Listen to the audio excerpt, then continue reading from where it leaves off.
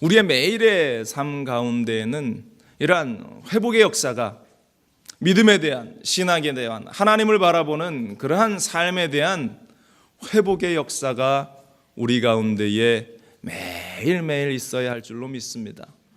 그렇게 믿음으로 회복된 사람들은요, 나만을 위해서 기도하는 것이 아니라, 나의 삶을 위해서만 살아가는 것이 아니라 하나님 나라를 위해서 기도하고, 또한 이 땅 가운데에 우리에게 주어진 나라와 민족과 또한 조국과 우리의 이웃들을 위해서 기도하는 사람들, 혹여 지금 내 기도가 나의 문제에 매여 있다면 여러분들 하나님께 기도하십시오. 나의 삶이, 나의 신앙이 다시 회복돼서 나라를 위해서, 하나님 아버지를 위해서, 또한 이 땅의 하나님의 백성들을 위해서 기도하게 하여 주옵소서. 성경에 보면요, 나라와 민족을 위해서 기도하는 대표적인 인물 느헤미야라는 인물이 등장을 합니다. 그의 사촌 하나니가 전하는 그 남겨진 예루살렘의 현실을, 이미 이스라엘은 멸망해서 바벨론의 포로로 잡혀갔고 시간이 오래 지났습니다. 그런데 이제 예루살렘에 남겨진 그러한 사람들에 대한 이야기를 듣는데 그 상황이 너무나 처참하고 너무나 비참한 현실이 지금 남겨진 그 유대 땅 가운데에 펼쳐지고 있다라는 이야기를 들으면서 이 느헤미야 가운데에 마음속에 안타까움을 가지기 시작합니다. 그는 이렇게 고백합니다. 느헤미야 1장 4절로 5절에 내가 이 말을 듣고 앉아서 울고 수일 동안 슬퍼하며 하늘의 하나님 앞에 금식하며 기도하여 이르되 하늘의 하나님 야훼 크고 두려우신 하나님이여 주를 사랑하고 주의 계명을 지키는 자에게 언약을 지키시며 긍휼을 베푸시는 주여 간구하나이다. 나라와 민족을 생각하면서 그가 그렇게 하나님께 구합니다. 10절과 11절은 또 이렇게 얘기합니다. 기도합니다. 이들은 주께서 일찍이 큰 권능과 강한 손으로 구속하신 주의 종들이요 주의 백성들이니이다. 주여 구하오니 귀를 기울이사 종의 기도와 주의 이름을 경외하기를 기뻐하는 종들의 기도를 들으시고 오늘 종이 형통하여 이 사람들 앞에서 은혜를 입게 하옵소서 하였나니 그때에 내가 왕의 술관원이 되었느니라. 지금 느헤미야는 나라를 위해서 민족을 걱정하며 기도하고 있습니다. 자신이 아닌 나라를 위해 기도하는 그의 기도. 하나님께서는 그의 기도를 들으시고 그가 그 땅 가운데에서 그 높은 위치 가운데에 그를 올려주시는데요, 성경은 그를 왕의 술관원이 되었다라고 이야기하고 있습니다. 당시 이 바벨론에 의해서 포로로 잡혀간 이스라엘 백성들, 그런데 그 바벨론도 이 페르시아라는 나라에, 마사라는 나라에 멸망을 당하고 지금 포로 생활 가운데 있는 이들, 그런데 그 현장 가운데인 느헤미야는 하나님께서 그에게 은혜를 주셔서 왕의 술관원이 되었다. 굉장히 높은 위치입니다. 왕에게 술을 직접 갖다 주는 그러한 역할, 이 한나라의 장관쯤이다라고 우리가 이해를 할 수 있는데요, 그 높은 지위에 하나님께서 그를 세우신 것, 나라를 바라보는 그 눈을, 또한 나라를 위해서 기도하는 그의 기도를 하나님께서 들으시고 그가 하나님께 그렇게 기도한 그 모든 것들을 그 땅 가운데에 이루라고 하나님께서 이 느헤미야에게 마음 가운데에 비전을, 또한 소망을 심어 주셨다라는 것입니다. 그래서 그는 기도하다가 왕의 허락을 받고 이제 이스라엘의 총독의 신분으로 그가 예루살렘으로 돌아갑니다. 그리고 그는 그 땅에 무너진 예루살렘 성벽을 재건하기 위한 일을 시작을 하는데 수많은 방해 세력이 그가 행하는 일들을 방해하고 또 방해합니다. 그러나 하나님께서 그와 함께 하심으로 52일 만에 그 무너진 성벽이 재건되었다. 그리고 사람들을 다 모읍니다. 예루살렘에 있는 사람들을 모아서 함께 큰 집회를 여는데 이때 에스라가 하나님의 말씀을 그들 앞에서 낭독하기 시작했고 그 말씀을 들은 백성들은 자복하면서 하나님께 회개하는데 그들이 결단했던 내용이 이런 것들입니다. 내가 이방인들과 결혼하지 않겠습니다. 또 두 번째로 내가 안식일을 철저히 지키며 하나님께 예배하겠습니다. 또 내가 하나님 앞에 드리는 예물을 훔치지 않고 내가 열심히 헌금을 드리며 하나님 앞에 나의 예물을 드리겠습니다. 그들은 그러한 결단을 하게 됩니다. 그리고 느헤미야 12장에 가면 그들이 이제 대대적인 성벽을 완공한 후에 대대적인 봉헌 행사를 하나님 앞에 드리고, 이 느헤미야라는 인물은 아닥사스다와 약속한 대로 다시 페르시아 본토로 그는 돌아갑니다. 그런데 문제는 이제 느헤미야가 돌아간 이후부터 다시 발생되기 시작했다라는 것입니다.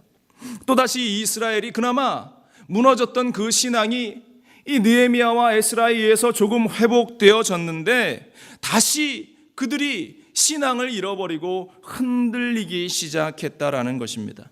이 혼돈의 소식이 이 마사에 있는 페르시아에 있는 느헤미야에게 들리게 됩니다. 그리고 다시 이 느헤미야가 무너지고 있는 그 이스라엘의 신앙을 다시 회복하고자, 그들의 종교를 다시 개혁시키고자 다시 예루살렘으로 돌아오는 그 장면이 오늘 느헤미야 13장에 기록되어져 있는 그러한 장면인데요.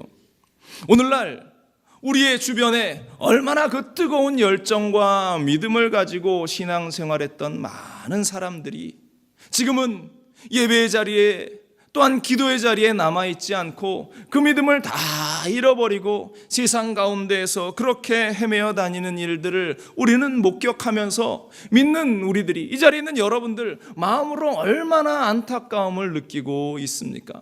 그들이 주님께로 돌아와야 할 텐데, 그들이 주님의 그 은혜의 자리에 서 있어야 할 텐데, 그런데 이런 일들이 왜 구약에도 있었고 또 신약시대에도 있었고 성령시대라고 하는 오늘날에도 이렇게 똑같이 반복되어지고 있는가? 이 느헤미야가 살았던 이 시대도 이스라엘 백성들이 쉽게 그 믿음을 까먹어버리고, 예수님이 역사하셔서 많은 기적을 보였던 그 신약의 시대 초대교회의 이 현실 속에서도 얼마 지나지 않아서 또 믿음을 까먹어버리고, 성령을 받은 우리가 그 뜨겁게 활활 타올랐던 우리들이 또 그 믿음을 까먹어버리는 그러한 현실들이 우리 가운데에 반복되는 것을 보면서 십자가의 능력이 없어서 그런가, 그리스도의 복음에 힘이 없어서 그런가 우리는 의아해합니다. 그러나 문제는 십자가에 있는 것도 아니고 복음에 있는 것도 아니고, 신앙의 혼돈과 영적 질서가 무너져버리는 것은 우리 교회가 교회에 하나님이 주시는 나의 삶의 원칙, 또 하나님이 주신 신앙의 원칙들을 잊어버렸기 때문에, 저버렸기 때문이라는 사실을 우리는 기억해야 할 줄로 믿습니다. 십자가에는 2000년 전에도 있었던 그 능력, 십자가의 그 능력은 오늘날에도 우리 가운데에 동일하게 적용되어지는 줄로 믿습니다. 복음의 그 능력은 변치 않습니다. 다만 변하는 것은 나의 삶의 기준, 나의 인생의 모습이 자꾸만 바뀌어지기 때문이라는 사실입니다. 갈라디아서 2장에 보면요, 사도 바울이 사도 베드로를 책망하는 장면이 등장하고 있습니다. 이 갈라디아서 2장 11절로 13절인데요 이렇습니다. 게바가 안디옥에 이르렀을 때에 책망받을 일이 있기로 내가 그를 대면하여 책망하였노라. 야고보에게서 온 어떤 이들이 이르기 전에 게바가 이방인과 함께 먹다가 그들이 오매 그가 할례자들을 두려워하여 떠나 물러가매 남은 유대인들도 그와 같이 외식함으로 바나바도 그들의 외식에 유혹되었느니라.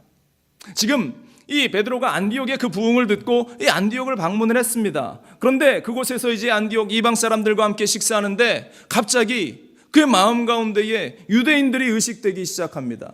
할례 받지 않는 사람과 함께 식사한다라는 것으로 자기가 손가락질 받지 않을까 하는 그러한 마음의 의구심이, 또 흔들리는 그 마음이 그에게 들어오면서 구원이 오직 예수 그리스도를 통해서 모든 사람들에게 동일하게 적용되었었다, 동일하게 임하였다라는 사실을 그가 순간 잊고 그 식사하는 자리를 일어나서 떠나가게 됩니다. 그 모습을 본 사도 바울이 베드로를 질책하는 것이에요.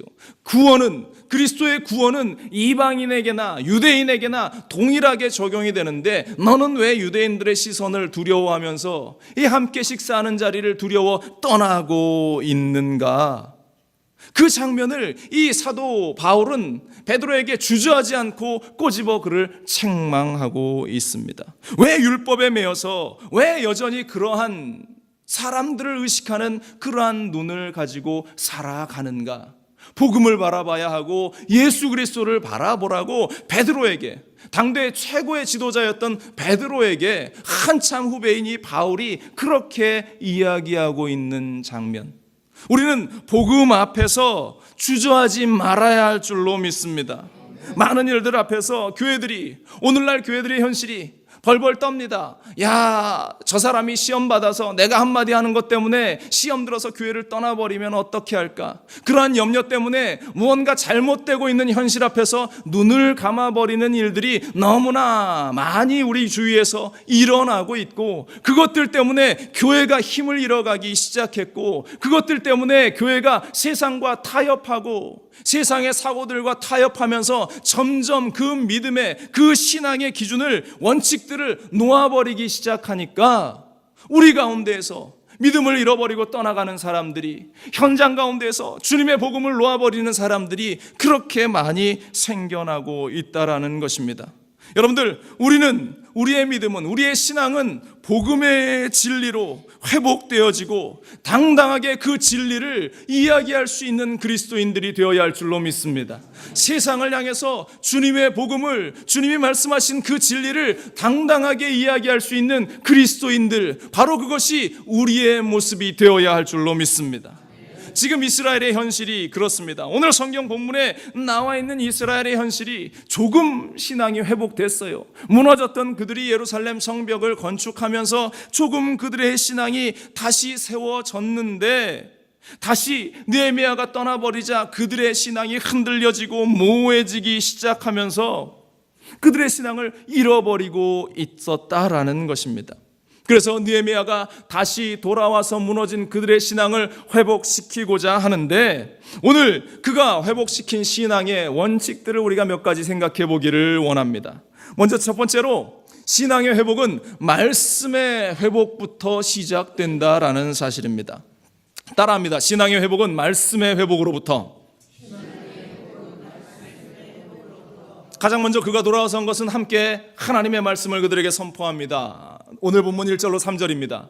그날 모세의 책을 낭독하여 백성에게 들렸는데 그 책에 기록하기를 암몬 사람과 모압 사람은 영원히 하나님의 총회에 들어오지 못하리니 이는 그들이 양식과 물로 이스라엘 자손을 영접하지 아니하고 도리어 발람에게 뇌물을 주어 저주하게 하였음이라. 그러나 우리 하나님이 그 저주를 돌이켜 복이 되게 하셨다 하였는지라. 백성이 이 율법을 듣고 곧 섞인 무리를 이스라엘 가운데에서 모두 분리하였느니라. 느헤미야가 페르시아로 돌아간 이후에 이스라엘 백성들이 방황한 가장 큰 이유는 하나님의 말씀을 그들이 또 멀리하기 시작했다라는 것입니다.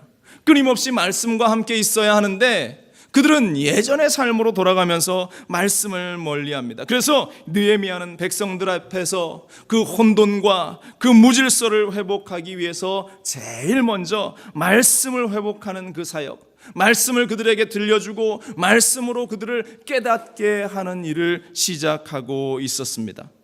하나님이 주신 성경 말씀을 붙잡을 때에 우리는 혼돈과 무질서와 또 우리 안에 좌절과 또한 우리 안에 있는 모든 절망과 우리 안에 모든 혼란스러운 것들이 정리가 될 줄로 믿습니다. 우리가 인생을 살아가면서 행복하기를 원한다라고 이야기하죠. 우리가 주님이 주시는 축복을 다시 누리고 싶다라고 우리는 이야기합니다. 그러기 원한다면 우리는 말씀의 자리에 있어야 할 줄로 믿습니다. 돈이 우리를 행복하게 하는 것 아니에요. 명예가 우리를 행복하게 하는 것 아닙니다. 권세가 우리를 행복하게 하는 것 아닙니다. 모든 것들은 다 헛된 것이다라고 모든 믿음의 선조들이 이야기했고 우리가 인생을 살아봐도 그렇다라는 것을 우리도 인정을 합니다. 오직 하나님이 주시는 말씀이 우리 가운데 있을 때에 참된 하나님이 주시는 행복과 하나님이 주시는 것들로 우리는 새롭게 살아갈 수 있게 될 줄로 믿습니다. 히브리서 4장 12절은 말합니다. 하나님의 말씀은 살아있고 활력이 있어 좌우에 날선 어떤 검보다 예리하여 홍과 영과 및 관절과 골수를 찔러 쪼개기까지 하며 마음의 생각과 뜻을 판단하나니. 하나님의 말씀이 살았고 활력이 있다라고 말씀합니다. 하나님의 말씀이 살아서 오늘 이 시간 여러분들의 심령 가운데에, 여러분들의 생각 가운데에, 여러분들의 삶의 현장 가운데에 역사하실 줄로 믿습니다. 그래서 하나님이 주시는 말씀을 가지고 심령을 변화시키고 또한 그 말씀을 통해서 새로운 결단과 하나님이 나에게 제시하는 새로운 길들에 우리는 순종하며 걸어 나가야 할 줄로 믿습니다. 말씀은 우리에게 꿈이 되고 소망이 됩니다. 엠마오로 내려간 두 제자의 이야기를 우리는 너무나 잘 알지 않습니까? 그들이 낙심했어요. 주님이 십자가에 달리신 그 사건 때문에 이제 더 이상 예수님이 자신들과 함께하지 않는다라는 그러한 좌절의 생각 때문에 그들은 엠마오로, 고향으로 돌아가고 있습니다. 축 처진 어깨와 낙심 가운데에 빠져있는 그들의 모든 것들, 그런데 그 낙심되어 있는 그들에게 주님이 오시고 예수님이 오셔서 그들에게 말씀을 풀어주실 때에 그들이 마음이 뜨거워지고 다시금 그 사역의 현장 가운데로 돌아갔더라. 누가복음 24장 32절은 말합니다. 그들이 말하되 길에서 우리에게 말씀하시고 우리에게 성경을 풀어주실 때에 우리 속에서 마음이 뜨겁지 아니하더냐. 여러분들, 하나님의 말씀을 나누는 이 자리 가운데에 성령이 우리를 뜨겁게 하시고 우리를 변화시키시는 그 은혜가 있기를 여러분들 사모하며 그것이 바로 오늘 현장이 되기를 기도하기를 간절히 축원을 드립니다.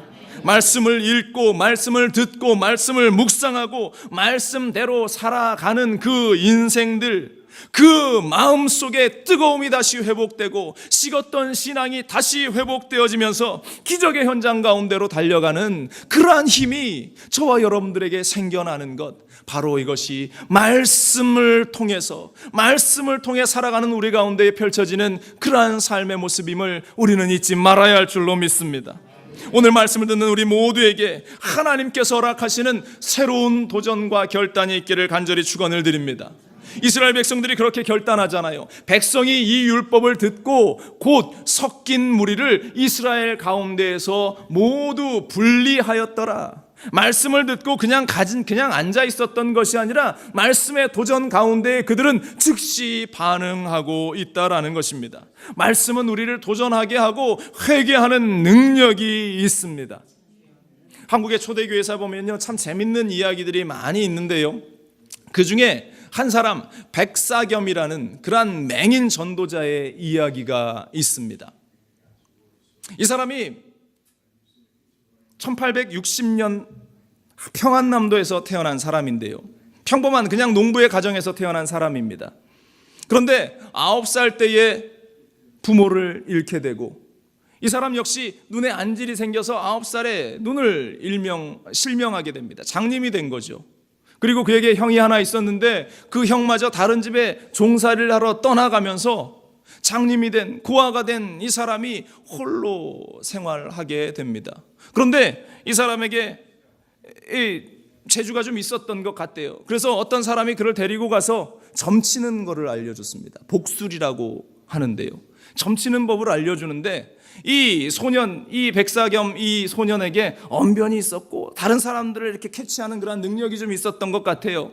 그래서 이 사람이 이 점치는 것을 쉽게 습득을 하면서 사람들에게 점을 쳐주기 시작하는데 15살 때부터 얼마나 이 능력이 출중했던지 사람들이 이 사람한테 명복이라는, 명의, 명사 이런 걸 붙여주듯이 명복, 이 용한 점쟁이다라는 그러한 이름을 이 사람에게 붙여줍니다. 그러면서 전국 방방곡곡을 다니면서 사람들에게 그렇게 점을 쳐주는 일을 이 사람이 했는데 돈도 많이 벌었습니다. 그런데 그가 결혼하고 이제 고향읍, 일산 어간의 그 고향읍에 정착을 하게 되는데 이 남부럽지 않은 잘 사는 그러한, 돈도 많이 벌어서 잘 살고 사람들이 그에게 점치기 위해서 줄을 서는 그러한 일들이 끊이지 않는데 이 사람한테는 남모를 고민이 하나 있었습니다. 양심의 가책이 든 거죠. 내가 다른 사람들을 속이고 내가 이렇게 이야기하는, 내가 점쳐준다고 이야기하는 것이 남을 속여서 그들이 나에게 돈을 내게 하고 하는 그러한 이 일들이다라는 사실을 이 사람이 마음속에 늘 죄책감처럼 가지고 있었습니다. 그래서 어려운 사람들에게 돈을 나눠주기도 하고 선을 베풀기도 하는데도 여전히 그 마음 가운데에 불안감이, 평안이 다가오지 않습니다. 그래서 이 사람이 30대 때에 죽으려고 작정을 합니다.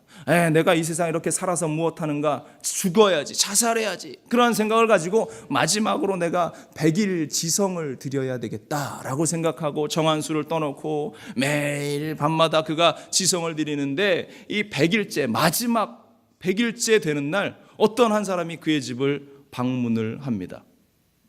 한국에 온 이 남감리교회의 선교사에게 훈련을 받은 김재옥이라는 그러한 전도자가 이 사람의 집을 방문을 합니다. 그리고 인가귀도라는 그러한 책을 그에게 주는데, 이게 탕자의 비유, 탕자의 이야기를 성경을 적어놓은 그 성경책을 인가귀도라고 했는데, 그 책을 이 사람에게 주었어요.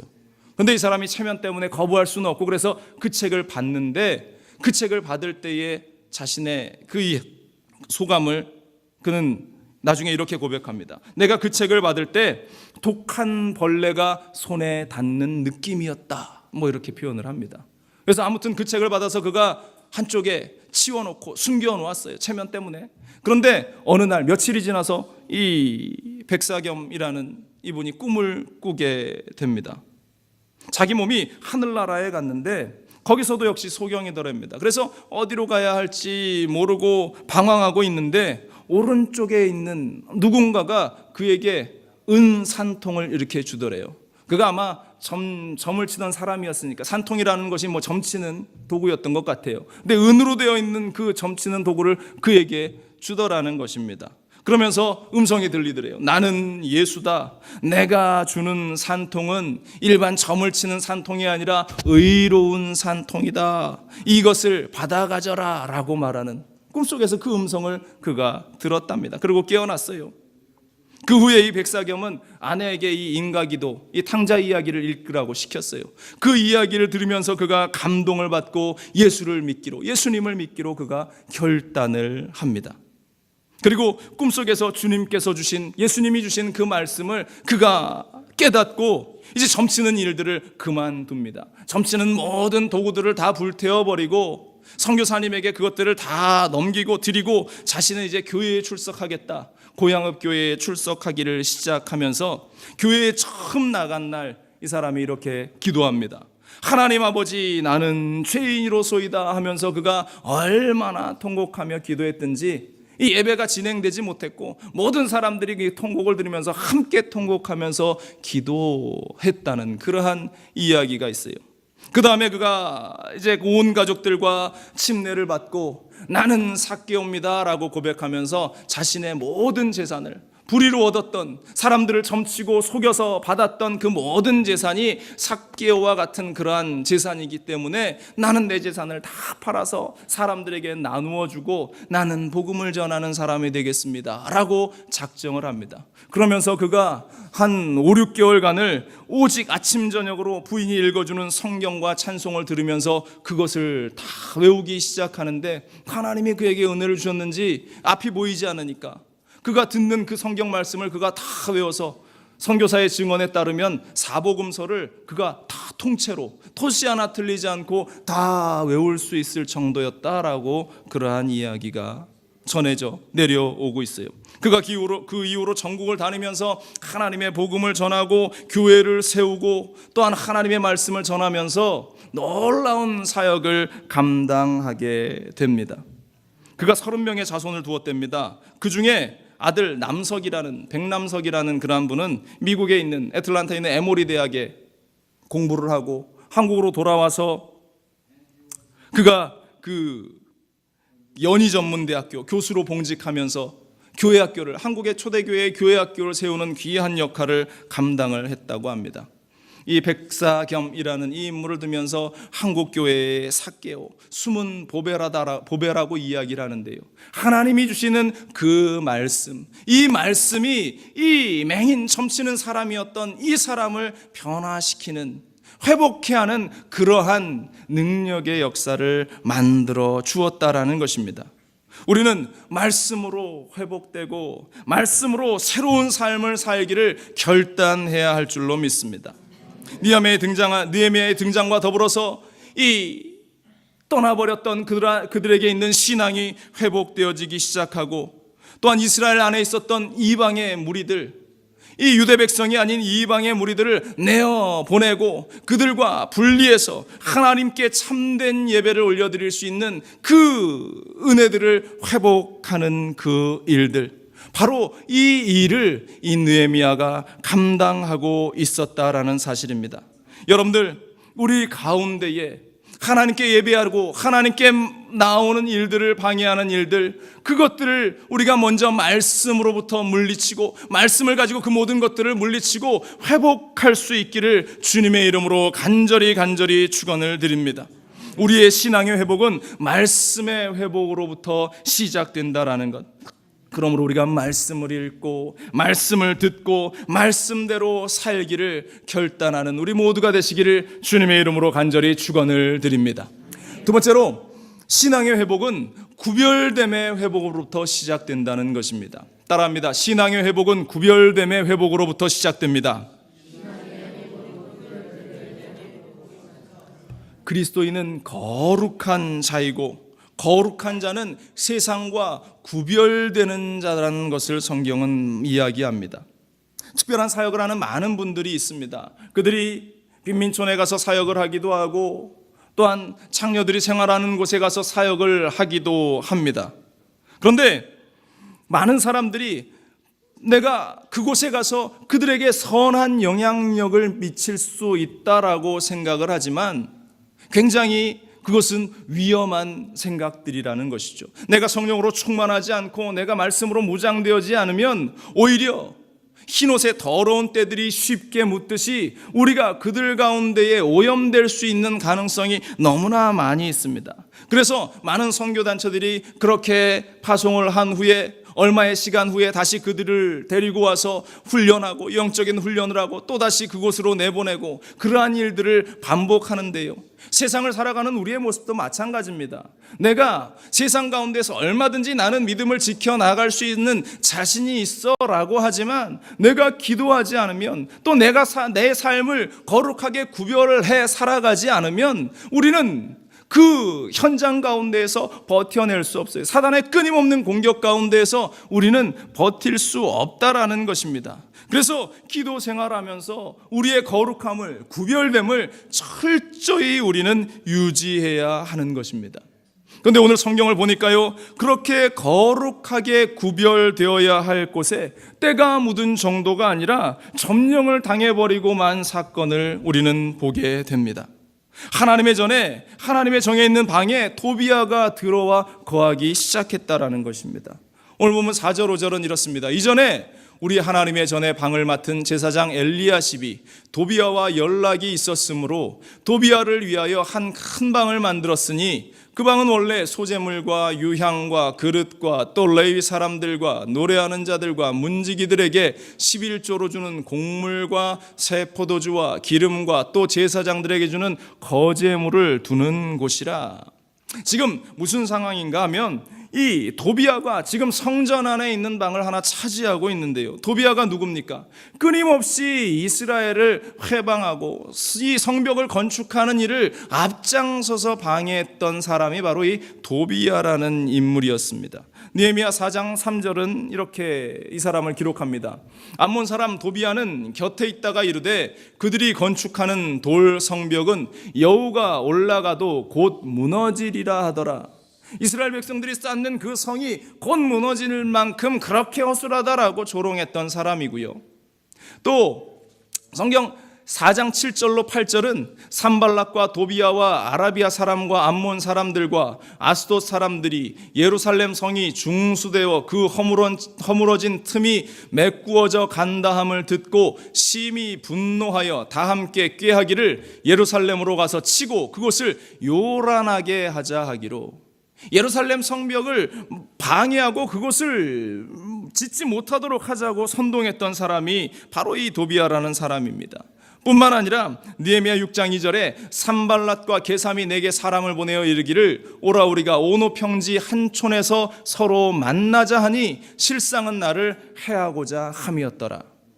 더 적극적으로 이제 그 공사를 진행하는 느헤미야를 죽이려고 했던 사람이 도비아라는 사람이었습니다. 그것도 한두 번도 아니고 무려 4번이나 그를 죽이려고 했었고, 또 한 번은 이 페르시아 왕에게 투서를 보내서 이 성전을 건축하는 일을 방해하는 일을 서슴지 않았던 이 도비아가 지금 성전 안에, 예루살렘 성전 안에 있는 방 하나를 차지하고 앉아 있다라는 것. 그 방이 그냥 성 안에 있는 일반 방이 아니라 하나님의 제사를 위한 기물을 넣어두었던 그 거룩한 방에, 그 소중하게 구별되어야 할 방에 지금 이 이방 사람 도비아가 자리 잡고 앉아 있다라는 사실입니다. 여러분들, 이게 말이 됩니까? 어떻게 이러한 일이 일어날 수 있는가? 아마도 이 제사장이 이 엘리야십이 도비아하고 결탁을 해서 도비아에게 뇌물을 받거나 뭐 그런 일이 있었겠죠. 그러면서 그에게 이 곡관들을 헐어서 큰 방을 하나 만들어 주었다라는 것입니다. 얼마나 이스라엘의 신앙이 혼탁해져 갔는가를 여실히 증명하는 그 사건입니다.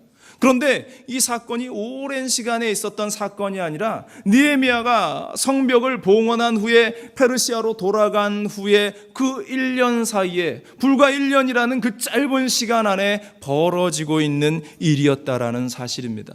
여러분들, 우리가 거룩하게 나의 삶을 구별하지 않으면 우리의 신앙이 무너지는 것은 순식간이라는 사실을 우리는 잊지 말아야 할 줄로 믿습니다. 내가 날마다 깨어 기도하고 내가 날마다 주님을 찾지 않으면 나의 신앙은 어느 틈엔가 무너져 버려서 내 안에 도비아가 내 속에 자리 잡고 있을는지 모른다라는 이러한 확실하고 분명한 사실을 우리는 늘 깨달아야 할 줄로 믿습니다.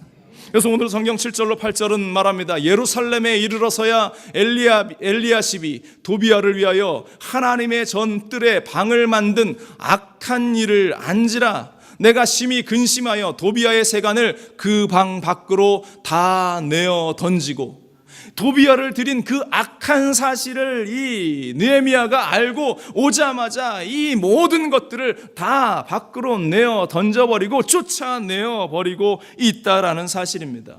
결코 쉬운 일이 아닙니다. 기득권 세력이고 많은 반대에도 부딪힐 수 있는 그러한 일이지만 느헤미야는 주저하지 않고 신앙을 지키고 믿음을 지켜 나가기 위해서 과감하게 그 일을 행하고 있다라는 사실입니다.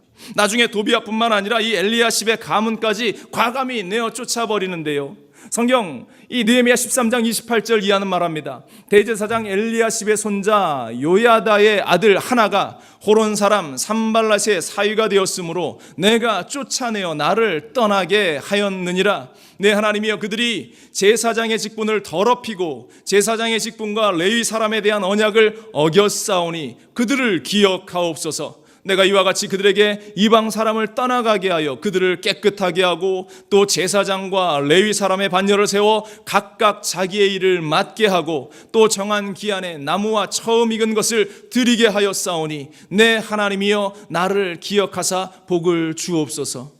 지금 느헤미야가 하나님 앞에 과감한 결단, 그리고 세상과 타협하는 것이 아니라 그가 하나님의 전을 깨끗게 하기 위한 과감한 결단을 하는 모습을 우리는 바라봐야 할 줄로 믿습니다.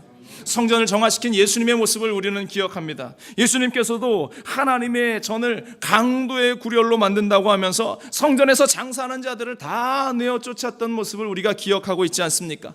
마가복음 11장 15절입니다. 그들이 예루살렘에 들어가니라 예수께서 성전에 들어가사 성전 안에서 매매하는 자들을 내쫓으시며 돈 바꾸는 자들의 상과 비둘기 파는 자들의 의자를 둘러엎으시며 아무나 물건을 가지고 성전 안으로 지나다님을 허락치 아니하시고 이에 가르쳐 이르시되 기록된 바 내 집은 만민이 기도하는 집이라 칭함을 받으라 하지 아니하였느냐. 너희는 강도의 소굴을 만들었도다. 강도의 소굴을 만든 그 사람들을 다 내어 쫓으셨던 주님, 주님의 저는 거룩하게 구별되어야 할 줄로 믿습니다. 그것은 이 외형적인 교회 건물만을 이야기하는 것이 아닙니다. 주의 저는 바로 저와 여러분들 우리의 삶을 이야기하고 있는 것입니다. 그리스도인들은 그래서 거룩하게 구별된 자, 세상과 구별된 자다라는 사실, 그러므로 주님의 전인, 하나님의 전인 우리의 삶을 우리는 세상적인 타협으로 더럽혀서는 안 된다라는 것입니다. 원망과 불평으로 우리를 더럽혀서는 안 된다라는 것입니다. 느헤미야는 도비아로 인해서 더러워진 성전을 다시 깨끗이 정화시킵니다. 그 더러운 요소들을 다 내어 쫓아 버리고 있다라는 것. 그러면서 성전을 다시 성전으로서의 기능을 가질 수 있도록 회복시키고 있다라는 것. 본래의 목적을 따라서 기명과 소재물과 유황을 다시 그 방 안에 채워 놓았다. 여러분들, 우리 안에 나를 더럽히는 그러한 모든 요소를 예수 그리스도의 이름으로 내어 쫓아버리기를 간절히 축원을 드립니다.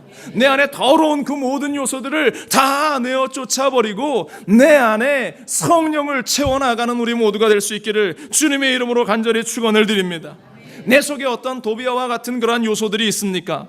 도비아와 같은 그러한 요소들에 내 안에 주님의 전을 내어 주어서는 안 된다는 것입니다. 거룩함과 구별됨을 훼손하는 것, 그것은 아주 작은 것이라도 허용하거나 아주 작은 요소라고 타협해서는 안 된다라는 것입니다.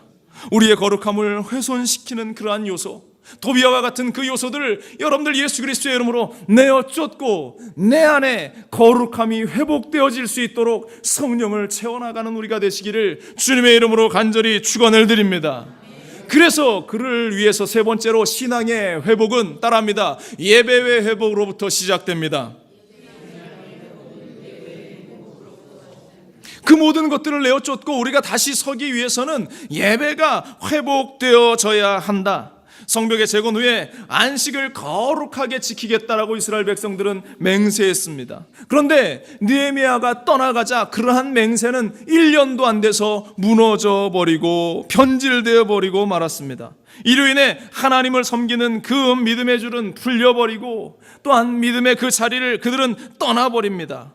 우리가 예배의 자리를 가볍게 여기기 시작하면 우리에게도 이러한 일이 일어나게 된다라는 것입니다. 예배의 자리를 가볍게 여기고 대수롭지 않게 여기기 시작하면 우리의 신앙이 변질돼 버리고 우리의 믿음이 타락해 버리고 세상과 타협하는 그 믿음으로 우리는 전락해 버릴 수밖에 없습니다. 지금 느헤미야가 이 유다 백성들을 향해서 다시금 꾸짖고 있는 말씀이 바로 이것입니다. 느헤미야 13장 17절은 말합니다. 내가 유다의 모든 귀인들을 꾸짖어 그들에게 이르기를 너희가 어찌 이 악을 행하여 안식일을 범하느냐. 너희가 하나님께 예배드리는 일을 왜 가볍게 여기느냐? 너희가 하나님께 기도하는 그 일을 왜 소홀하게 여기느냐? 지금 느헤미야는 그렇게 그들에게 지적하고 있는 것입니다. 백성들 지휘고하를 막론하고 안식일을 훼손하는 일에 대해서 단호히 책망하고 강압적인 방법이 동원됐다 할지라도 안식일을 거룩하게 지키도록 그는 그렇게 그들에게 질책하고 책망하고 다짐하도록 하게 하고 있다라는 것. 여러분들, 우리가 믿음 가운데 하나님 앞에 회개하면서 바로 살겠노라 다짐하게 될 때에 우리의 예배는 회복되어질 줄로 믿습니다. 그 예배가 회복되어져야 우리의 신앙은 결코 흔들리지 않는 것입니다. 이것은 하나님 앞에서 바로 서는 그리스도인들의 역할이라는 것이에요. 그러므로 이 예배를 바로 세워나가기 위해서는 우리는 예배가 나의 삶의 전부라는 사실을 깨달아야 하는 것입니다. 우리의 삶의 예배가 전부라는 생각이 없고 나의 여러 환경들, 여러 상황들 가운데 일부다, 하나다라는 생각을 가지기 시작하면서 예배에 대한 중요성은 그다지 중요하게 여겨지지 않습니다. 왜? 다른 여러 가지 바쁜 일들이 생겨나기 시작하면 예배의 순위는 점점 뒤로 물러갈 수밖에 없는 것이에요. 그런데 예배가 내 삶의 전부라는 그러한 확실한 기준과 원칙들이 내 안에 있으면 아무리 다른 여러 가지 일들이 다가온다 할지라도 가장 우선되는 것은 하나님 앞에 예배드리는 일이고 하나님께 기도하는 일이라는 이 분명한 사실을 우리는 결코 놓치지 않습니다. 여러분들 나의 전부가 되는 것을 포기할 수 있겠어요? 여러분들에게 생명이라는 것이 전부입니다. 여러분들 이것을 포기해버릴 수 있겠습니까? 예배가 마찬가지입니다. 우리의 삶에, 우리의 인생의 전부라는 사실을 잊지 말기를 간절히 축원을 드립니다. 근데 안타까운 것은 많은 우리 주변에 있는 사람들을 멀리 가지 않아도 우리의 자녀들을 바라보면서 과연 내 자녀들이 예배가 전부인 것처럼 그들이 그렇게 믿음을 가지고 살아가고 있는가 스스로에게 질문을 던져보면 여실히 답이 나올 것입니다. 그들은 예배는 단지 내 수많은 일들 가운데에 한 가지도 안 되게 여겨지는 경우도 너무나 많이 있어요. 그다지 중요한 일이 아니라고 생각합니다. 내가 직장에 가는 것이 중요하고 내가 학교 일을 하는 것이 중요하고 내가 회사에서 사업을 경영하는 것이 더 중요하지, 예배는 그 모든 것들을 마치고 난 이후에 어떠한 부수적인 하나쯤으로밖에 여기지 않고 살아간다라는 것입니다. 그러면서 핑계대는 듯이 이렇게 이야기합니다. 내가 성공을 해야 봉사도 하지 않겠습니까? 내가 돈도 많이 벌어야 교회 헌금도 많이 하지 않겠습니까? 과연 그럴까요? 예배의 자리를 놓아버리고 내가 하나님을 향한 그 믿음을 놓아버리면 내 성공도 잃어버리게 될 것이고 내가 애써 잡으려고 했던 그 돈도 잃어버리게 된다라는 사실을 잊지 말기를 바랍니다. 하나님이 함께 하실 때 우리는 성공도 우리의 것이 되고 이 돈도 우리의 것이 된다라는 사실이에요. 느헤미야의 모습을 기억해 보십시오. 서두에 제가 말씀드렸지 않습니까? 이 느헤미야가 어떠한 마음으로 하나님께 기도합니까? 나라가 믿음을 회복하고 나라가 그 어려운 지경을 회복할 수 있도록 하나님 은혜를 베풀어 주옵소서. 내가 그 일을 조금이라도 감당할 수 있도록 하나님 나에게 힘을 주옵소서. 느헤미야가 그렇게 기도하니까 하나님께서 그를 높이고 또 높여주셔서 왕의 술 관원이 되었더라. 왕의 곁에서 보필하는 장관의 자리까지 올라갈 수 있도록 하나님께서 그를 세워주셨다라는 것입니다. 여러분들 거꾸로 생각하지 말길 바랍니다. 내가 성공해서 하나님께 예배하는 것이 아니라 내가 예배하니까 하나님께서 내 삶을 성공의 길로 인도해 주시는 것이에요. 바른 믿음의 자리에 서 있는 사람은 하나님이 쓰시기에 합당한 자리로 우리를 올려 세워주신다라는 사실입니다. 우리가 이 예배의 빈자리를 채워나갈 때에 아직도 많은 빈자리가 우리 가운데에 있는데 이 예배의 빈자리들을 우리가 채워나갈 때에 하나님께서 내 인생의 빈자리도 채워주신다라는 사실을 우리는 결코 의심치 말아야 할 줄로 믿습니다.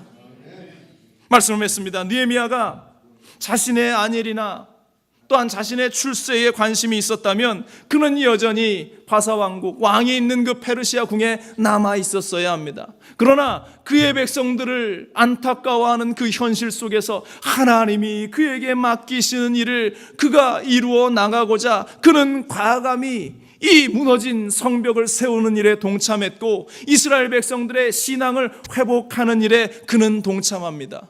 그런데 그가 그 무너진 신앙을 회복시키는 그 일의 기준으로 삼았던 것이 무엇인가?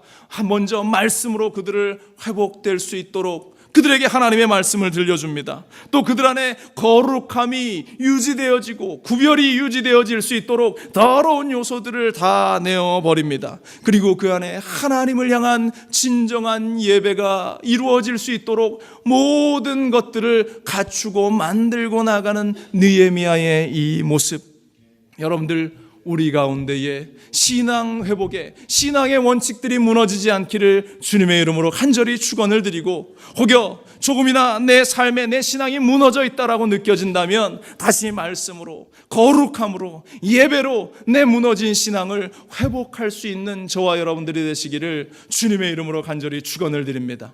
우리 주님께서 우리와 함께 하실 줄로 믿습니다. 기도하겠습니다. 오직